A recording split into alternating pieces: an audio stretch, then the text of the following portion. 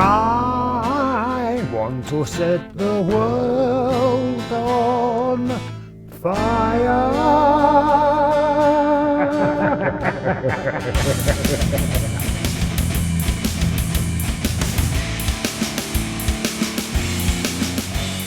I watched that Terminator 2 Judgment Day the other day. I didn't really, but I did see it in the appropriate year and thought it was an entertaining movie at the time.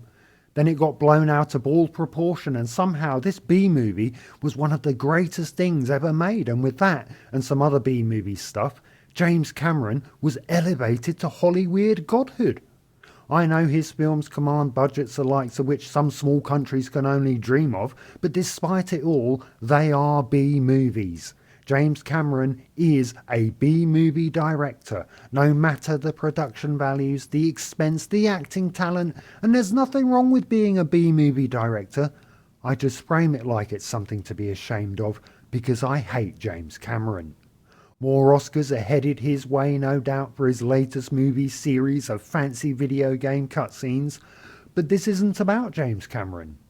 So I watched Terminator 2 Judgment Day the other day. I didn't really, and we established that, didn't we? And we know the reasons why, but I watched Terminator 2 Judgment Day the other day, and there's that scene in it where a nuclear bomb goes off. Or, if you're listening from the George W. Bush era, nuclear bomb.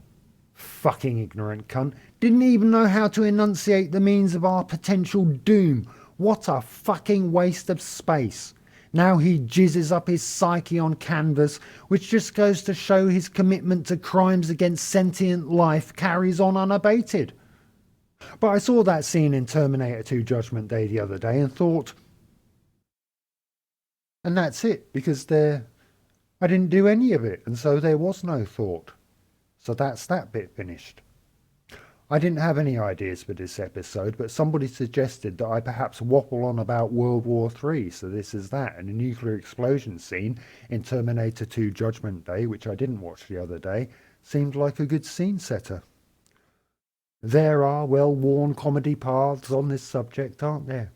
You might recognise the one that goes, "They say a nuclear war is coming. More empty promises, no doubt." The nihilistic, "Let's just get it over and done with so I don't have to see the new Christopher Nolan movie next week." And the good thing about that joke, dear viewer, is that so long as Christopher Nolan is releasing movies, it will be true. But even in jest, I wouldn't wish for it. Nuclear war or Christopher Nolan movies. Christopher Nolan is just Michael Bay for people who think they have thinking skills, but I wouldn't wish for nuclear war in this routine. Too obvious. I can't remember if I've called for global annihilation in a previous episode, but this New Testament modifies the old one, but not for the fundamentalists, of course. No doubt this will lead to a rift, then division, then altercation, then adjudication, obfuscation, investigation, and self-immolating theocratic masturbation before an orgasm of total nuclear annihilation. But no, I won't be making any low-effort jokes about a nuclear bomb detonating directly over my head. For one thing, do you see me standing in Basildon town centre right now? No, so there's no call for it. Imagine, if you will, that you're a mucky-muck in the Houses of Parliament and some civil servant comes with the news that the missiles are in the air and they're asking you if the 4-minute warning should be sounded.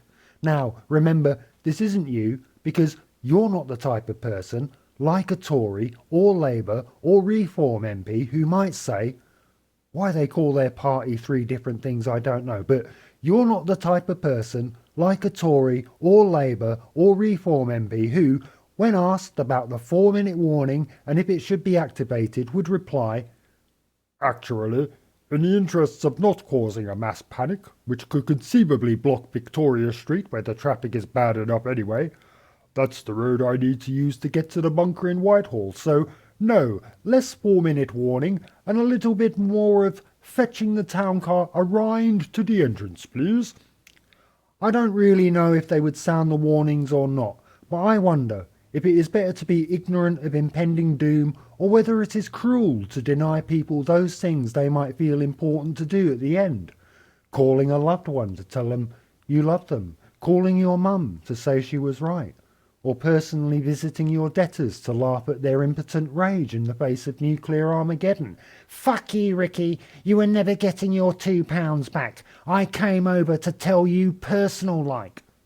I don't know if they would sound the warnings or not, but I wonder if it is better to be unawares until the final moments, because the alternative is a stretch of time that is liminal in nature, an unreality that might trouble a person's psyche before it's instantaneously evaporated, assuming, of course, they were one of the lucky ones. I think it comes down to preference. Are you the sort of person who wants to fret for 4 minutes and get all bent out of shape? Or would you prefer, fuck me, what was... And that's it. There is no end to that sentence, because that's how quick it could be if you were one of the lucky ones, because the horribleness and protracted nature of your nuclear death directly correlates to the distance away from ground zero. The closer you are to it, the better the quality of your demise, which is the opposite of how regular weapons of war or the Joe Rogan Experience works. Not to change the subject, but I hate it when a movie proclaims, based on a true story, or inspired by true events, because that's not what I come to the movies for. I want a declaration that reads, based on bald-faced but entertaining lies. But there's one movie, relevant to the broader topic at hand, but there's one movie that is based on true events, but those events haven't happened yet. Or more accurately, they didn't happen because the movie in question is old. Threads, a British television movie circa 1984, made in the style of a British television movie from 1984. The attention to the 1984 aesthetic is quite astonishing. Take that, Hollyweird. When the Brits want to make a historically accurate piece of speculative entertainment, they don't half-arse it by recreating things like you do. No, they just go and film it in the appropriate year like a grown-up would. Threads, realistically, as much as is possible in the medium of a British television movie from 1984, there's nothing wrong with being a British television movie from 1984. I just say it like it's something to be ashamed of because I hate James Cameron. But as realistically as is possible in the medium of a British television movie from 1984, it depicts the collapse of governance in the wake of a nuclear strike. I hadn't seen it before, but I watched it because I was writing this, and it really captured what we felt about nuclear war back in 1980s Britain. Campaign for Nuclear Disarmament marches, CND, the Women's Peace Camp at Greenham Common, no boys allowed because of the heinous shit they got up to on the Common, like storing ballistic nuclear missiles on behalf of the USA. I read this novel around that time called Domain, which was the third in a trilogy of novels that concerned themselves with sewer rats that had turned on humanity.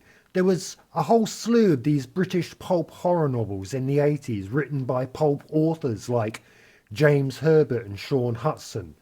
We had the rats, slugs, ladybirds, and they would all involve scenes of try-hard visceral shock, which invariably ended up being quite humorous, like a string of sex scenes penned by Alan Titchmarsh, but in body horror and torture porn form.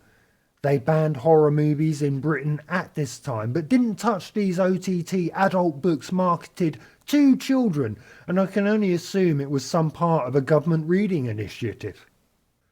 But in Domain, the third of the Rats trilogy, a nuclear bomb goes off over London, and there's this little description of a woman standing in a skyscraper looking out through the glass over the city when the bomb goes off.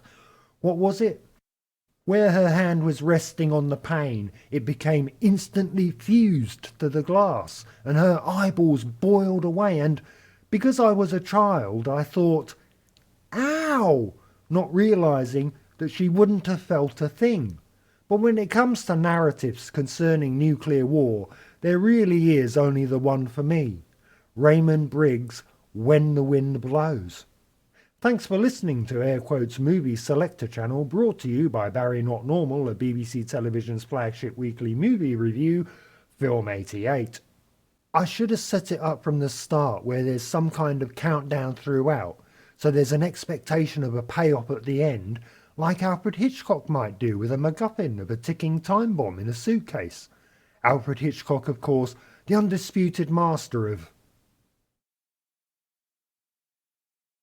misogyny. I know that one has nothing to do with nukes, but fuck film directors I think are abominable pieces of excrement like Quentin Tarantino. I hope, oh no, fuck, I can't do that within the confines of this routine because I already ruled it out. After all, I am against the use of nuclear weapons. I am against the existence of nuclear weapons. I'm against zero-sum games, think game theory paints humans as cunts in broad strokes, a mutually assured destruction, MAD as it's widely known. They had a circular for a while with a kid on the cover who'd obviously been exposed to radiation. Then they moved to television, I think, but they cracked under the weight of their own mediocrity, and now they're on the internet. The other famous World War III movie is Dr. Strangelove. But while I do despise Stanley Kubrick and his movies, the reasons why are not relevant here. Oh yeah, but you've been banging on about James Cameron and that's hardly relevant either, save for the Terminator 2 Judgment Day which you saw the other day but didn't really tangent. To which I say, the reasons I hate James Cameron isn't because he's abusive to actors. I don't care about actors. They're just cattle according to psycho director Alfred Hitchcock. No. It's his obsession with nuclear weapons that I don't like. He sets the world on nuclear fire in Terminator 2 Judgment Day, which I saw the other day. He detonates a nuke from orbit in Aliens, or threatens it at least. He's fucking genocidal. Then, in his remake of Close Encounters but Under the Sea, yet another fucking nuclear bomb. He can't get enough of them. And it's because of this secret desire to turn the world into fire and ash, Oscar pending, that James Cameron and some heavy weights should be placed in a metal trash can, the lid welded shut, and then sent down to the wreckage of the Titanic that he loves so much, and it should be filmed in the best possible taste for the rest of us to enjoy, in the style of a British television movie from 1984. That's all for this episode. Thanks for watching. Good night.